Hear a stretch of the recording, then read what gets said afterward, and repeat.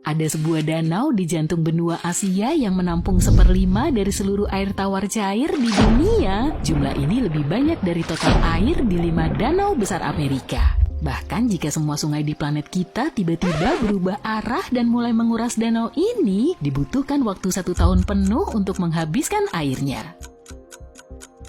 Ini adalah danau terdalam di dunia, Danau Baikal. Jika kamu ingin turun ke titik terdalamnya, bersiaplah untuk menempuh perjalanan lebih dari 1.600 meter. Perjalanan turun ini memakan waktu beberapa jam, tapi dasar celah danau ini jauh lebih dalam, antara 8 hingga 11 km di bawah permukaan. Ini berarti bisa jadi lebih dalam dari Challenger Deep yang merupakan tempat terdalam yang diketahui di bumi. Jumlah air yang dimilikinya cukup untuk memenuhi kebutuhan minum semua orang di bumi selama 50 tahun. Danau raksasa yang luar biasa ini mengisi kembali airnya setiap 383 tahun sekali. Ada lebih dari 300 sungai dan anak sungai yang mengalir ke Baikal membawa airnya ke sana.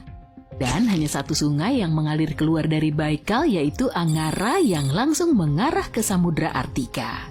Baikal bukan hanya danau air tawar terdalam, tapi juga danau air tawar tertua di dunia. Danau ini terbentuk setidaknya 25 juta tahun yang lalu. Semuanya berawal ketika kerak bumi memutuskan untuk bermain Tetris dan menciptakan danau itu serta pegunungan di sekitarnya.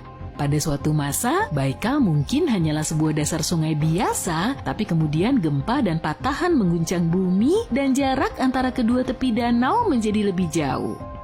Permukaan air naik berkat gletser yang mencair, kemudian beberapa danau terbentuk dan akhirnya bergabung menjadi satu. Baikal adalah satu dari sekitar 20 danau di dunia yang berusia lebih dari 1 juta tahun. Karena tidak terganggu oleh periode glasial, danau ini menjadi tempat penelitian yang sempurna bagi para ilmuwan. Endapan intinya yang dibor jauh ke dalam dapat memberitahu banyak hal tentang iklim planet kita pada berbagai periode. Karena Baikal berada di cekungan retakan dengan 2000 getaran seismik per tahun, danau ini terus bertambah dalam dan membesar. Pesisirnya menjauh dengan kecepatan yang sama dengan pergerakan Amerika Selatan dan Afrika menjauhi satu sama lain, jadi danau ini berpotensi menjadi lautan. Kesamaan lain yang dimiliki Baikal dengan samudra adalah airnya yang kaya akan oksigen, bahkan pada bagian yang paling dalam sekalipun. Inilah salah satu alasan fauna di danau ini sangat berlimpah. Danau ini menjadi rumah bagi lebih dari 2.500 jenis hewan dan 1.000 varietas tanaman. Sekitar setengahnya spesies unik dan hanya ada di daerah ini, seperti ganggang endemik, ikan omul Baikal, dan ikan oilfish Baikal. Ada juga beruang, elk, dan ling yang hidup di pantainya. Mereka tentu menyukai suhu di sekitar danau yang selalu lebih tinggi daripada daerah lain di Siberia berkat massa airnya yang besar. Sebagian besar penghuni Baikal lebih suka tinggal di dasar danau, tapi ada satu pemberani yang akan kamu temui jika memutuskan untuk berkunjung. Perkenalkan, anjing laut Baikal yang juga dikenal sebagai Nerpa. Anjing laut ini adalah satu-satunya anjing laut air tawar yang ada di dunia.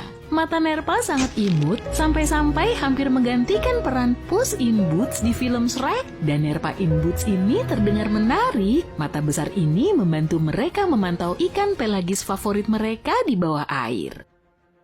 Ada jenis anjing laut lain yang bisa bertahan di air tawar atau menggunakannya untuk berkembang biak, tapi anjing laut yang lucu ini menghabiskan seluruh hidupnya di air tawar. Tapi tunggu, bagaimana anjing laut yang seharusnya merupakan makhluk lautan bisa berakhir di sebuah danau bermil-mil jauhnya dari laut? Sekitar 400.000 tahun yang lalu, selama era Pleistosen, makhluk-makhluk petualang ini menyusuri sungai dan sistem drainase yang menghubungkan danau Baikal ke Samudra Arktika. Anjing laut bercincin yang masih hidup di Samudra Arktika diyakini sebagai nenek moyang terdekat anjing laut Baikal.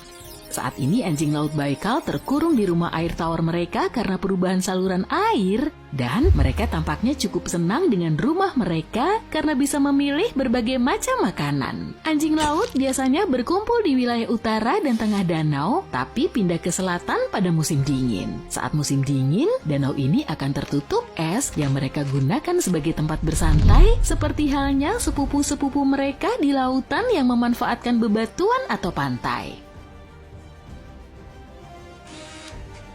Setidaknya sejak tahun 1969, Danau Baikal memiliki cincin es misterius yang muncul secara acak di beberapa tempat. Pada titik tertentu, cincin-cincin itu berukuran sangat besar hingga para astronot bahkan bisa melihatnya dari luar angkasa. Cincin-cincin itu biasanya muncul pada akhir April, tapi bisa juga muncul pada Januari atau Mei.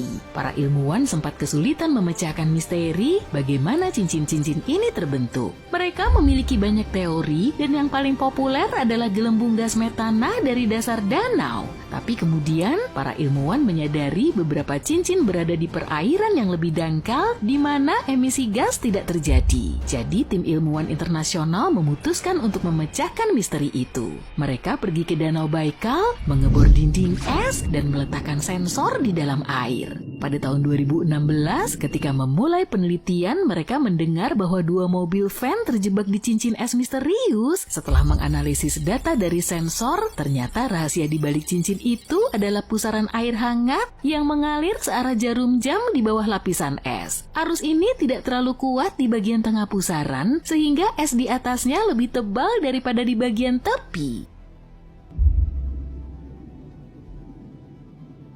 Air danau ini sangat jernih sehingga kita bisa melihat beberapa bagian yang sangat dalam hingga lebih dari 39 meter ke bawah. Hal ini berkat pegunungan di sekitarnya yang mengirimkan lelehan es langsung ke dalamnya. Plankton yang hidup di danau ini juga membantu membersihkan kotoran yang mengambang.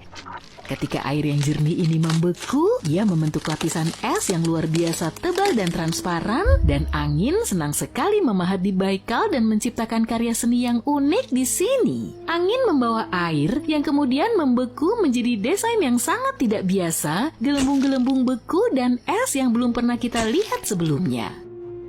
Lokasi dan geografi danau serta siklus pencairan dan pembekuan menciptakan kondisi yang sempurna untuk karya seni es ini. Dan kamu bahkan bisa melihat bebatuan yang tampak mengambang, bagian bawah batu membeku ke permukaan es, kemudian angin kencang mengikis sekelilingnya, meninggalkan alas yang sempurna untuk batu tersebut.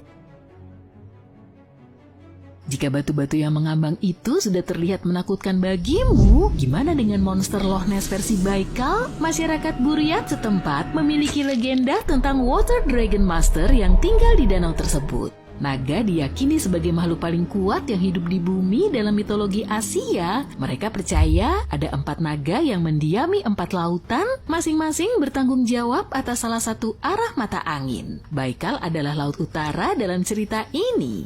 Gambar naga ini konon terukir dalam petroglif kuno di tebing Baikal. Ada juga lempengan batu besar yang terlihat seperti monumen yang berasal dari abad ke-3 hingga ke-9 sebelum Masehi yang menggambarkan monster air misterius. Bayangkan kisah-kisah yang bisa diceritakan oleh batu ini menggemakan bisikan-bisikan dari masa lalu dan menyisakan teka-teki di tebing Baikal untuk kita ungkap. Menurut legenda, ada seorang pejuang lokal yang memburu naga. Dia akhirnya mencapai pulau Baikal terbesar, Okon. Dia sudah siap untuk menghadapi dan mengalahkan naga itu, tapi monster itu berubah menjadi seorang gadis cantik. Dan mereka pun menikah. Itu sungguh pelintiran alur yang tak biasa dari kisah klasik, kalahkan naga dan dapatkan gadisnya. Legenda setempat menggambarkan naga tersebut mirip Sturgeon raksasa dengan moncong yang hampir mirip buaya dan tubuh yang dibalut zirah. Pada kenyataannya, monster mitos itu pastilah salah satu dari sekian banyak ikan besar yang hidup di danau. Mereka mampu tumbuh hingga beberapa meter panjangnya berkat tingginya kadar oksigen di dalam air. Ikan Sturgeon beluga bisa mencapai berat beberapa ribu pon, hidup hingga 50 atau 60 tahun dan tidak pernah berhenti tumbuh.